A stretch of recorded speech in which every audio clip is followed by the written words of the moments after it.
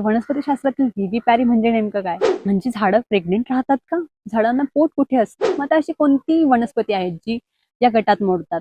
काय गरज पडली असेल ह्या वनस्पतींना ही मेथड अडॉप्ट करायची? त्यामुळे निसर्गाने झाडांना एक वेगळी पद्धत दिली त्यांचं बाळ जन्माला घालायची.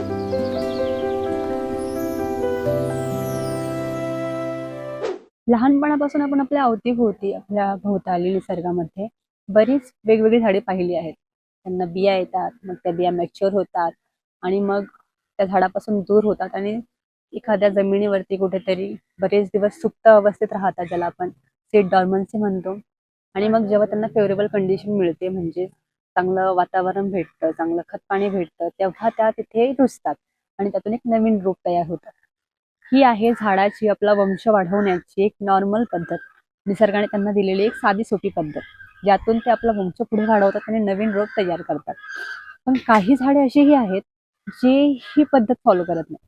मग ते कोणती पद्धत फॉलो करतात आणि कोणती आहेत ती झाडं? ती झाडं आहेत वनस्पती शास्त्रातील विविपॅरी. आता वनस्पती शास्त्रातील विविपॅरी म्हणजे नेमकं काय?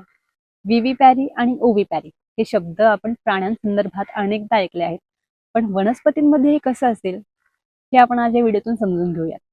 आपण आपल्या आजूबाजूला जेवढी काही प्राणी बघतो, मग ते सरड्यापासून तर अगदी गायी बैल हत्तीपर्यंत, त्या प्राण्यांचे दोन गट असतात. एक गट असतो ओविपॅरी आणि दुसरा असतो विविपॅरी.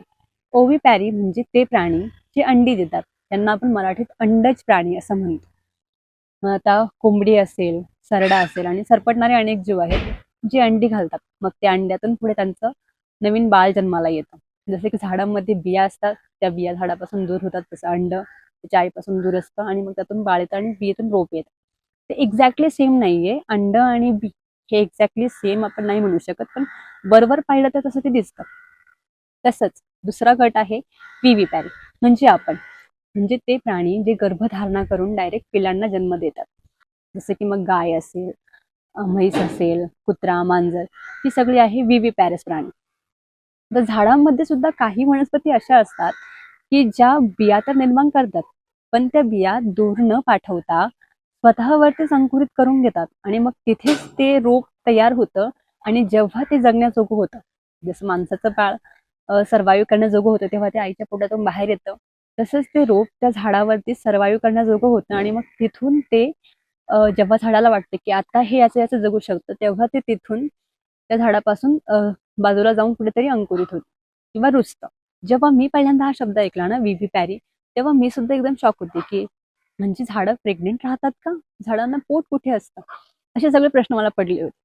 नंतर जेव्हा मी पाहिलं, शोधलं, तेव्हा लक्षात आलं की हे थोडं वेगवेगळं आहे. म्हणजे माणसांमध्ये असलेलं किंवा प्राण्यांमध्ये असलेलं विविपॅरी आणि झाडांमधले असलेलं विविपॅरी हे एक्झॅक्टली सेम नाहीये.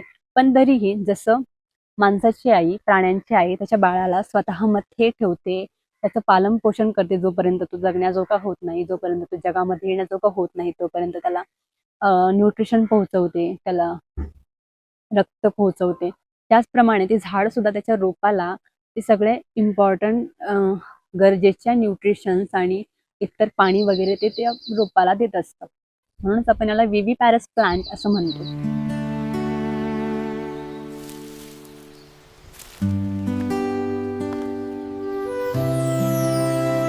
मग आता अशी कोणती वनस्पती आहेत जी या गटात मोडतात? तर ती आहेत खारफुटी वनस्पती, म्हणजेच मँग्रोव्ज. जर तुम्ही मँग्रोव्ज पाहिले असेल तर तुम्हाला लगेच लक्षात आलं असेल की काय गरज पडली असेल ह्या वनस्पतींना ही मेथड अडॉप्ट करायची. तर आपण जेव्हा मँग्रोव्ज बघतो किंवा ह्या खारफुटी वनस्पती बघतो, तर त्या कुठे वाढतात? तर समुद्राच्या किनाऱ्यावरती किंवा दलदलीच्या प्रदेशामध्ये, खाडींमध्ये असं ह्या वाढतात. तिथं कसं असतं ना की चिखलामध्ये असल्यामुळे जेव्हा त्यांना बिया येतात आणि जर त्या बिया त्या झाडापासून दूर झाल्या डॉर्मंट अवस्थेमध्ये, सुप्त अवस्थेमध्ये, तर शक्यता खूप कमी आहे की त्या वाचू शकतील किंवा जगू शकतील. म्हणजे तुम्हीच बघा ना, ते असतात दलदलीच्या प्रदेशामध्ये आणि जर ती बी तिथे पडली तर एकतर समुद्राच्या लाटा येऊन त्या बीला घेऊन जातील. दुसरं म्हणजे ती तिथे चिखलात पडून राहील आणि ऑक्सिजन न भेटले आणि त्याचे तिथेच मृत्यू होईल. त्यामुळे निसर्गाने झाडांना एक वेगळी पद्धत दिली त्यांचं बाळ जन्माला घालायची, त्यांचं नवीन रोप जन्माला घालायची. ती आहे विविपॅरी. मग ह्या झाडांमध्ये काय होतं की जेव्हा त्यांना बी येते, बी तर त्यांना येते, पण जेव्हा ती बी येते तेव्हा ती बी त्या झाडाला अटॅच असते आणि ती तिथेच अंकुरित होते.